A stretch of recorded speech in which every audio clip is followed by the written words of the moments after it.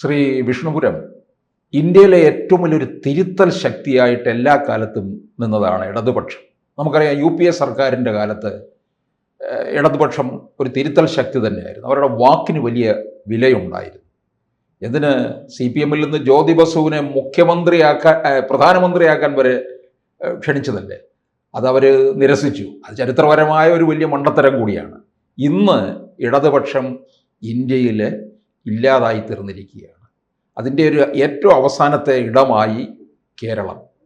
ഇവിടെയും അതിൻ്റെ ഒരു നെല്ലിപ്പലക കണ്ടുകൊണ്ടിരിക്കുകയല്ലേ. ഈ രാഷ്ട്രീയ പാർട്ടി പൊതുവെ ജ്യോതിബാസുവിനെ പ്രധാനമന്ത്രിയൊക്കെ ആക്കാമെന്ന് പറഞ്ഞ കാലത്ത് വലിയ ശക്തിയായിരുന്നു. അതെ, ഇപ്പോഴത്തെ കാര്യം വിലയിരുത്തി കഴിഞ്ഞാൽ അവരൊന്നുമല്ലല്ലോ. അവർ സ്വാഭാവികമായിട്ട് ഒരു രാജാവും പ്രജകളെ പോലെ ആയി. മുഖ്യമന്ത്രി പിണറായി ഒരുപാട് നല്ല കാര്യം ചെയ്തു, എനിക്ക് അതിൽ നല്ല താല്പര്യമുള്ള ആളാണ്. എന്നിരുന്നാലും ഒരു സാധാരണക്കാരൊരു ജനപ്രതിനിധി മുഖ്യമന്ത്രിയെ കണ്ടൊരു പരാതി കൊണ്ടു കൊടുത്താൽ അത് അങ്ങ് തള്ളിക്കളയുക, ഒരു എന്തെങ്കിലും ചോദ്യം ചോദിച്ചു കഴിഞ്ഞാൽ വീട്ടിൽ ചെന്ന് ചോദിക്കുക എന്നൊക്കെ ഒരു ധാർഷ്ട്യം പിടിച്ച ഇത് ജനങ്ങൾ അധികാര മനോഭാവം ജനങ്ങൾ തിരിച്ചടിച്ചു. അതുപോലെ തന്നെ ജനകീയമായിട്ട് വളർന്നു വന്ന ഒരുപാട് നേതാക്കളുണ്ടെങ്കിലും ഇപ്പം ജനകീയമല്ലല്ലോ, എല്ലാവരും പണക്കാരായില്ലേ. ഒന്നും നഷ്ടപ്പെടാനില്ലെന്ന് പറഞ്ഞാൽ ഒരുപാട് നഷ്ടപ്പെടാനുണ്ട് ഇപ്പം പാർട്ടിക്കാർക്ക്. സമരത്തിലൂടെയൊക്കെ വളർന്നു വരണവരുടെ എത്താതെ അവർ തന്നെ ഇപ്പോൾ കോൺഗ്രസ് ഇന്ന് നശിച്ച് നാനാവശേഷമായി നിൽക്കുന്ന ആളുകളാണെങ്കിൽ അവർക്ക് അവിടെയും പ്രശ്നം. ഇവിടെ കമ്മ്യൂണിസ്റ്റിന് വേണ്ടാതായി അവർ നടപടി എടുക്കുന്ന ആളിനെ നോക്കി ഒറ്റ ദിവസം കൊണ്ട് മാറ്റിയെടുത്ത് ഇപ്പുറത്ത് കൊണ്ടുവന്ന് വ്യത്യസ്ത ആശയം, ഒരു ആശയവും ഇല്ലാതെ ഇപ്പുറത്ത് സീറ്റ് കൊടുക്കുകയില്ലേ. അതുകൊണ്ട് ഇപ്പോൾ കമ്മ്യൂണിസ്റ്റോ കോൺഗ്രസോ എന്നൊന്നും പറയാൻ ഒക്കില്ല. രണ്ടുപേർക്കും അപ്പുറം ഇപ്പുറം അനിയനും ചേട്ടനുമാണ്, രണ്ടും ശരി തന്നെ. ഒരുപാട് ഞാൻ തന്നെ ഇടതുപക്ഷം ഇത് കഴിഞ്ഞപ്പോൾ അവരെ കണക്കൂട്ടലിൽ അവർക്കൊരു 85 സീറ്റ് അവർ കൂട്ടി. ഇവിടെ തന്നെ പല സീറ്റുകളും ഞങ്ങൾ സുഹൃത്തുക്കളാണല്ലോ, അങ്ങോട്ടും ഇങ്ങോട്ടുമൊക്കെ ഞങ്ങൾ ചോദിക്കുമല്ലോ. വലിയ കൂട്ടലുണ്ടായിരുന്നു. ഒരു പരിധിവരെ കമ്മ്യൂണിസ്റ്റുകാരൻ കൂട്ടിയത് ഒരു കാലത്ത് കൂട്ടി പറഞ്ഞു കഴിഞ്ഞാൽ വലുത് തെറ്റുമില്ല. 5000 വോട്ടിൽ ജയിക്കുമെന്ന് പറഞ്ഞാൽ 3000 വോട്ടിനായാലും ജയിക്കും. കണക്ക് കൂട്ടലുണ്ടായിരുന്നു. ഇത്തവണ കണക്ക് കൂട്ടിയവർക്കൊന്നും കണക്കേ അറിയില്ല, രാഷ്ട്രീയ മനസ്സും അറിയില്ല, ആ സാധനത്തട്ട് പ്രവർത്തകൻ്റെ മനസ്സെന്തിരുന്ന് നോട്ട് ചെയ്യാനുള്ള കഴിവുമില്ല. പുത്തൻ ആളുകൾ പാർട്ടിക്കാർ. ബാക്കി പാർട്ടികളെ അറിയപ്പെടുന്ന കുറേ നേതാക്കളുണ്ടെങ്കിൽ ജനങ്ങളിൽ നിന്ന് അകന്ന് പോകും. ഇപ്പം പിണറായി സഖാവ് മുഖ്യമന്ത്രിയായിരിക്കുമ്പോൾ 150 ഇവർക്ക് 1099 MLA ഉണ്ടായിരുന്നു. ഇപ്പോൾ ഒരു MLAക്ക് ആഴ്ചയിലൊരിക്കെങ്കിലും വന്ന് ആ മണ്ഡലത്തിലെ ജനപ്രതിനിധിയുടെ കൂട്ടത്ത്, ജനങ്ങളുടെ കൂട്ടത്ത് വന്ന് ഒരു മെമ്മോറണ്ടം കൊടുക്കാനുള്ള അനുവാദം ഉണ്ടാവും ഇല്ല. ഇപ്പോൾ CK കരിയന്ദ്രന് സഖാവിൻ്റെ അടുത്ത് അമ്പൂരിലുള്ള ഒരു 2 വീട്ടുകാരുടെ ഒരു പ്രശ്നം അവർ കൂട്ടിക്കൊണ്ടുവന്ന് പറയാൻ അവസരം കിട്ടിയാൽ 2 വീട്ടിലെ 10 വോട്ട് സ്ഥായിയായി. പക്ഷെ അതിനുള്ള അനുവാദം ഇല്ലല്ലോ. അങ്ങനെ സമീപിക്കാൻ പറ്റാത്ത തരത്തിലായി. അതാണ്. അങ്ങനെ ഒരു MLA അങ്ങോട്ട് ചെല്ലരുതെന്നാണ്. MLAക്ക് മുഖ്യമന്ത്രി എന്ന നിലയിൽ ആ MLA ആളുകൾ കാണുന്ന എന്തിന്, എൻ്റെ ഒരാവശ്യം ഞാൻ ചെന്ന് MLA പറഞ്ഞു, അത് എന്നെ കൊണ്ട് പറ്റില്ല, നമ്മളെ മുഖ്യമന്ത്രിയെ കാണാമെന്ന് പറഞ്ഞു പോയി കാര്യങ്ങളൊന്ന് സംസാരിക്കാൻ അവസരം ഉണ്ടെങ്കിൽ ഒരു സീറ്റ് തോക്കില്ല. അവിടെയാണ് ഈ ഉമ്മൻചാണ്ടിയുടെ വിജയം. ഉമ്മൻചാണ്ടി ആണെങ്കിൽ എല്ലാം കയ്യിൽ വാങ്ങിച്ചു വെച്ച് ലോണുകളുടെ നഷ്ടപ്പെടാൻ ഇറങ്ങി നിന്ന് എല്ലാം കയ്യിൽ വാങ്ങിക്കും. അവരുടെ തന്നെ ഒരു ആശ്വാസം മുഖ്യമന്ത്രി വാങ്ങിച്ച് അവരുടെ പ്രശ്നം മുഴുവൻ കേൾക്കും. ചെവി ചേർത്ത് പിടിച്ചു കൊടുക്കും. അതിലൊന്നും സംശയമില്ല. പരിഹരിക്കാവുന്ന പാവങ്ങളുടെ കാര്യം പരിഹരിക്കുകയും ചെയ്യും. അത് സ്വാഭാവികമായിട്ട് അത് രണ്ടുമുള്ള വ്യത്യാസം. അത് കോൺഗ്രസും കമ്മ്യൂണിസ്റ്റും. ഇത് ഇപ്പോൾ വലിയ 3 പേര് ഇവിടെ വലിയ വിജയം 102 വിജയം കൊടുത്തു. എന്തായി? ഒരാഴ്ച പിന്നിടുകയാണ്. ഒരാഴ്ച പിന്നിടുന്നതല്ല, 3 പേർക്കും മുഖ്യമന്ത്രിയാവണം. അപ്പോൾ എല്ലാവരും അധ്വാനിച്ചത് മുഖ്യമന്ത്രിക്ക് വേണ്ടിയാണ്. ഇവർ മുഖ്യമന്ത്രി ആയാലോ മറ്റവരെക്കാൾ ഇവർ ദയനീയമാണ്. എന്ത് കാര്യങ്ങളിൽ അഴിമതി, എല്ലാ കാര്യത്തിലും. ഈ കൊടുത്ത വിശ്വാസം ഈ ഒരാഴ്ച കൊണ്ട് പോയി ഇവർ തന്നെ നശിപ്പിച്ചു കളഞ്ഞു. അപ്പോൾ സ്വാഭാവികമായിട്ട് ഈ 2 മുന്നണി ആയാലും ഇടതുപക്ഷം എന്ന് പറയുന്നത്, ഇടതുപക്ഷം എന്നിപ്പോൾ പറയാൻ അങ്ങനെ ഒരു ആശയവാദിയെ ഇല്ല. എല്ലാ സ്ഥലത്തും അവർ പല രീതിയിൽ പിടിക്കുന്ന ആളുകളൊക്കെ എന്തൊക്കെ കേസിലാണ്. കഞ്ചാവ് കേസ് ഇന്നലെയും പിടിച്ചിരിക്കുന്നു, ഇടുക്കിയില്ല ഇവിടെ, അതൊരു ചുമതല. പീഡന കേസ്. ഒരു കമ്മ്യൂണിസ്റ്റുകാരനെന്ന് പറഞ്ഞ ഒരു ആശയം ഉള്ളവൻ എന്നൊരു തോന്നൽ എനിക്ക് പോലും തോന്നിയിട്ടുണ്ട്. ഒരു കേഡറാണ് ഇതാണ്. ഇപ്പോൾ ഒരു കേഡറുമില്ല, അങ്ങോട്ടും ഇങ്ങോട്ടും മാറ്റിയടി, തമ്മിൽ കുത്ത്. ഒരു പാർട്ടി എന്ന് പറയുന്നത് ജീർണിച്ച് അത് അവസാനം ചോർച്ചയിലെത്തി നിൽക്കുകയാണ്. ഇനി ഒന്നൊന്നാ പിരിഞ്ഞു പോണ ഒരു ജോലിയേ ഉള്ളൂ. അത് കോൺഗ്രസും അതുപോലെ തന്നെ 3 ഇനിയിപ്പോൾ എനിക്ക് തോന്നുന്നത് തിങ്കളും ചൊവ്വയും ഒരാൾക്കും കൊടുത്ത് ബുധനും വ്യാഴം അങ്ങനെ ഒരു സിസ്റ്റം ഒരു ടൈം ടേബിൾ വെച്ച് മുഖ്യമന്ത്രിയാക്കിയാൽ കുറച്ച് ദിവസം പോകും. ഇത് രണ്ടും ഈ മാപ്പിൽ നിന്നേ പോകാൻ പോകണം. NDA കയറി അല്ല, മുഖ്യമന്ത്രിയാകാൻ യോഗ്യരായിട്ടുള്ളവർ ഇനിയും കോൺഗ്രസിലുണ്ട്, ഒരുപാടുണ്ട്. ഇപ്പൊ മുരളീധരൻ ശശി തരൂർ കറങ്ങുന്നുണ്ട്, തിരുവഞ്ചൂർ രാധാകൃഷ്ണൻ സർവ്വതാ യോഗ്യനല്ല. എല്ലാവരും മുഖ്യമന്ത്രി. അവരുടെ പട്ടിക അങ്ങനെ നീണ്ടു പോവുകയാണ്. ഇവരുടെ കടമ്പ കഴിഞ്ഞില്ല. ഇനിയിപ്പോൾ ഇത് കഴിഞ്ഞ് കഴിയുമ്പോൾ മന്ത്രി പട്ടിക വേറെ ഇനി വരണം. അത് വരുമ്പോൾ അതിനേക്കാൾ പ്രശ്നം. അതും അങ്ങനെയല്ലേ, ബിഷപ്പ് പറയണം, എല്ലാ സമുദായത്തിനും പ്രാതിനിധ്യം കൊടുക്കണം, എല്ലാവരെയും വിളിച്ച് ചോദിക്കണം, അവരെല്ലാവരും സമ്മതിക്കണം. അങ്ങനെയല്ലേ രാഷ്ട്രീയം. ഇപ്പം രാഷ്ട്രീയക്കാരന് അവൻ്റെതായ മനസ്സിലൊന്നും ചെയ്യാൻ പറ്റുന്നില്ലല്ലോ.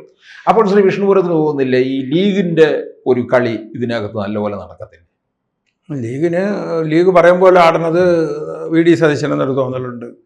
അപ്പോൾ VD സതീശന് വേണ്ടി നിൽക്കുന്നു, എന്നിട്ട് അവർ 5-ന് 6 മന്ത്രിയാക്കാൻ നോക്കും, മലപ്പുറം 2 ആക്കാൻ നോക്കും. അതിനിടയ്ക്ക് തന്നെ അവിടുത്തെ കളക്ടർ പറഞ്ഞു കഴിഞ്ഞു, അത് പറയിപ്പിച്ചു കഴിഞ്ഞു. അതൊക്കെ അവർ എഴുതി കൊടുക്കുന്ന കാര്യങ്ങൾ വായിക്കുന്നവരാവില്ലേ, അവർക്ക് അതിൻ്റെതായ ഒരു കാഴ്ചപ്പാട് എന്ന് പറഞ്ഞ് കുഞ്ഞാലിക്കുട്ടിയെ പോലുള്ള ആളുകൾ ജനകീയനാണ്, അതിന് ഭൂരിപക്ഷത്തിൽ ഒന്നും അതിന് അയോഗ്യനെന്നല്ല ഞാൻ പറയുന്നത്. ഇവര് ഈ പ്രീണനമാണ്.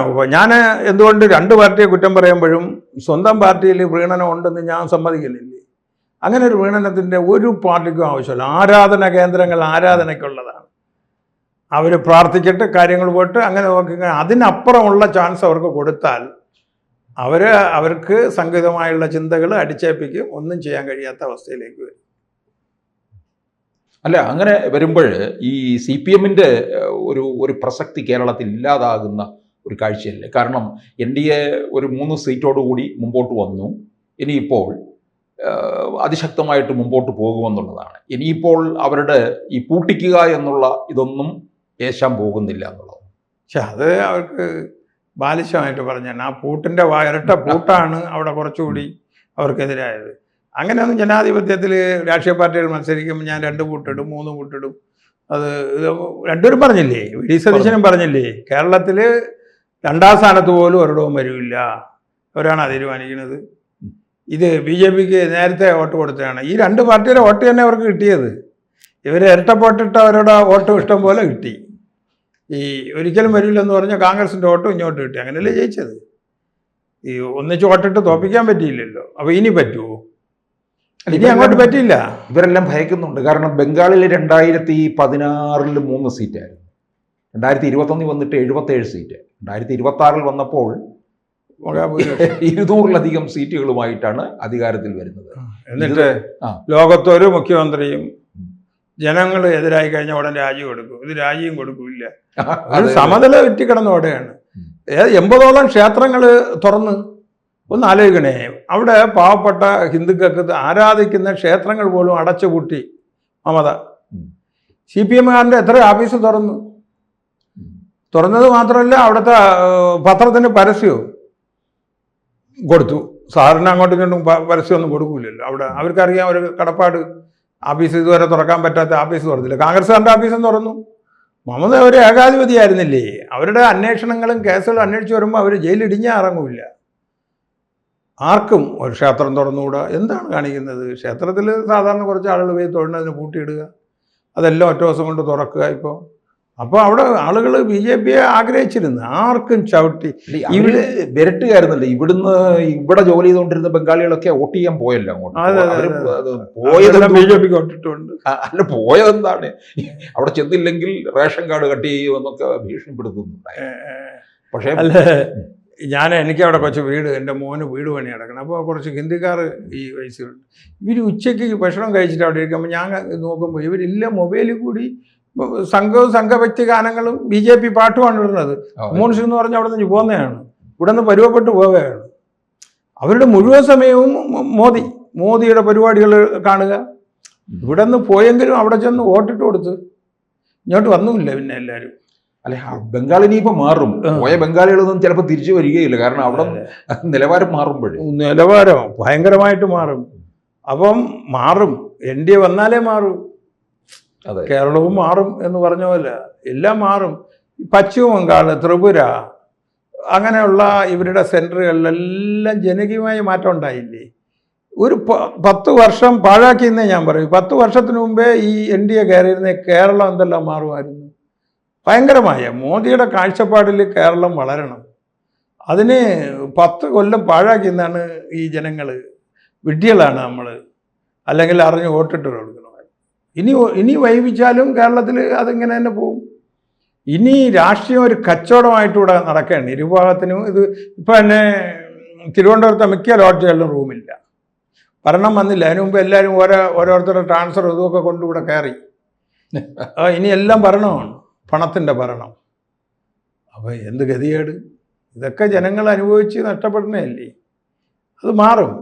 ഇപ്പോൾ കേരളവും മാറും. ഇനി 28-ൽ ഇനി 6 ഉള്ളൂ, 2-3 കൂടി ഇപ്പോൾ മാറും, പിന്നെ എല്ലാം മാറും.